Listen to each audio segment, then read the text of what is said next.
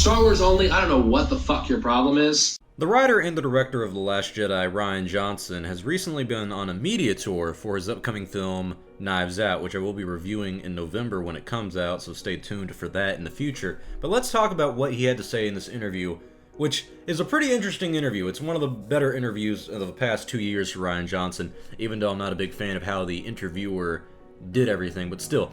The first thing that the interviewer says is that younger people are surprised to learn that The Empire Strikes Back wasn't the consensus best Star Wars movie until maybe even the 90s. It was polarizing for quite some time, and they say the trajectory of The Last Jedi reminds me of that. And Ryan replies with, "I'm a little wary to talk about that, because I don't want to sound like, I don't know, like I'm defending anything or something. So I'm a little wary to even answer one question about it, and not on you, but then 1,000 other outlets suddenly pick it up, and it's like, suddenly, it looks like it's just all talking about Star Wars," and he's kind of right. That's what a lot of people do with this stuff. That's what I'm doing right here, right now. But Ryan continues and say, "That's the thing. But as a kid, I distinctly remember being disappointed by The Empire Strikes Back." So the interviewer asked him if that was the first one that he saw, and Ryan said yes, it was. And the interviewer says, "Me too," because he couldn't just watch Star Wars like now, it was whatever was in the theaters at the time. And Ryan replies with, "I think my dad took me when I was really young to see A New Hope. Yeah, no, I remember, especially in the context of Return of the Jedi, which as a kid I adored, and so yeah, I remember very vividly, but then Empire slowly became my favorite one. Look man, same about you, we were in our 20s when the prequels came out." So the interviewer follows it up with saying, "The weird thing about The Empire was I had the toys before I saw it. All the other kids had been telling me how fun the original Star Wars is. Then Empire is released, and my parents take me and it's like, what the hell was that?" And Ryan says Luke gets symbolically castrated by his father. But he also follows it up with saying, "Yeah, it sticks. That's why that's the one that, even though at the time I had that reaction to it, it stuck in me and it resonated with me. I remember the prequels, the acrimony of the prequels. I think people forget the tenor of the danger. We remember because we were in the thick of it. So I mean, I don't know. I think that anything with a passionate following always has a passionate following. And Star Wars is that, even more so. You can't be angry at one side of it when it's also the reason the positive is so passionate, you know? It's all a part of the same thing, and it's always was like this basic thing. That's why I love it." And they ended on an easier note and an easier question. They say, "Your upcoming Star Wars movies, how do they end?" And Ryan says, "I'll tell you exactly how they end. An Irish shot and to a blue credit," which is exactly how it should end. And they ask him, "I realize how guarded you are about your upcoming Star Wars movies, but do you know exactly what they are yet, when they are set, exactly what it will be?" And Ryan says, "I'm where I can't say anything about it, still completely in process with it." So I'm going to be honest with you, I do not like the interviewer in this one. I think they pressed him a little too much for the Star Wars questions when it was pretty obvious that he didn't want to talk about that. And they also fed this awful narrative. I don't know if the prequel fans started this, if there was the sequel fans that started this, but there's an awful, false, bullshit narrative going around that The Empire Strikes Back was not well received when it came out in 1980, and that it took many, many years for all the Star Wars fans to say it was the best film.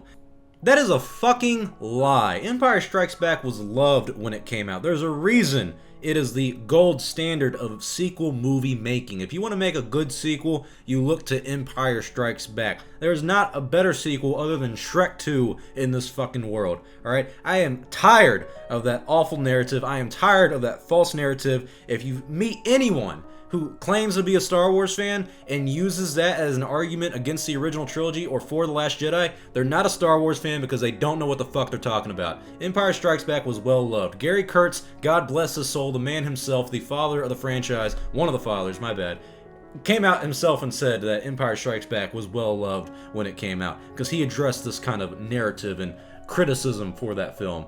But back to the core question of this video. Will The Last Jedi age like Empire Strikes Back? You know, will it age maybe even like the prequels? In 20 years, 30 years, will people look back on The Last Jedi and say, you know what, despite the backlash it got at the time, it's not a bad film, it's actually a really good film?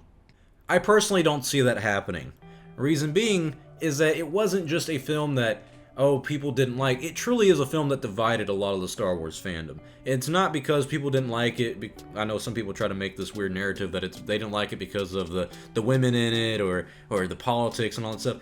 Someone like me, I genuinely just did not like the film. I do not think it understood the conception of Star Wars, what Star Wars is, what it means. I found it a very depressing movie to watch as a Star Wars fan because to me, kind of shat on everything that I thought was Star Wars. It kind of took everything and flipped it upside down on its head. Now, to be fair, Empire Strikes Back did do that. Empire Strikes Back was a completely different narrative and tone compared to the original Star Wars in 1977. Because one of the great things about the original Star Wars movie is that it can stand on its own as a story. You don't need to go anything beyond that A New Hope film. It can stand right there perfectly fine and do great. But it's a very fun film. It's a very exciting film. Empire Strikes Back took that to a different level. That's what made it such a good film, is because it is the second part in a third act, and it's a depressing part. It ends on a very depressing note of Luke just found out the most evil man in the universe is his father. Han Solo just got captured by Boba Fett. He's gonna go off to Jabba the Hutt's palace. It's an ending that makes you a little sad, but it keeps you intrigued and interested in what the next movie is going to be like, how the rebellion's going to go from that major defeat that they just had into defeating the Empire, defeating evil. You have that at the end of Empire Strikes Back. I don't think you really have that at the end of The Last Jedi. At the end of The Last Jedi, it feels like, wow, we're right back where we started.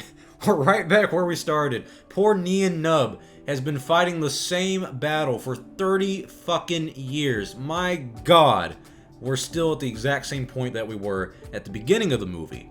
The Last Jedi felt like a movie that didn't even happen. Nothing changed from the beginning to the end of that film in terms of narrative. I mean, honestly, really nothing changed. People try to argue in a past video where I said that, where, oh, well, Snoke died, and so what? He died. Big whoop. Nothing happened with this character at all. He said a few lines. Nice. Empire Strikes Back is going to be remembered a lot more fondly than The Last Jedi. The Last Jedi is really banking on Episode 9. If Episode 9 is a great film, then yeah, maybe The Last Jedi can be looked at fondly in many years to come. But if it's not, I still think The Last Jedi will be looked at by a large majority of the Star Wars fandom as a mistake. Now, to be fair, some Star Wars fans are taking it a little too far for their disdain for The Last Jedi. Some people are making it seem like it was a personal attack on them, and they're trying to find out who to really blame for that film. Is it Kathleen Kennedy? Is it this guy? I mean, they're going to Lucasfilm publicists and writers and different people involved with Lucasfilm and Disney and getting mad at them for that film, when it really was just one man who wrote and directed it, named Rian Johnson, who did his best to make a good Star Wars film and failed miserably at it. But I like that he doesn't say his movie's gonna age better. I like that he doesn't go with that narrative, and I respect the fact that he doesn't go with that narrative and that he doesn't really want to talk about this anymore, because, like me, I'm kind of tired of talking about The Last Jedi. I don't really want to talk about it anymore. It's gotten old for me, and people are taking it a little too personal on why they don't like this film, but I don't also like the narrative that's going around from fans of The Last Jedi, fans of the sequels, who are saying, oh, it's gonna age like wine in a way, kind of like The Empire Strikes Back. The Empire Strikes Back's like a glass of wine or a bottle of wine. It gets better as it ages. That may be true for Empire, that's not true for The Last Jedi. The Last Jedi is more like a jug of milk. You have it, you have your opinions on milk. About a month later, it's a little old. Not as good as it tasted a month ago. And then a few years pass and you go, hey, why do we still talk about that milk? Why is it still around? It's pretty rotten now. So in 20 years, I'm not going to look back on The Last Jug of Milk and say, yeah, that was a good film.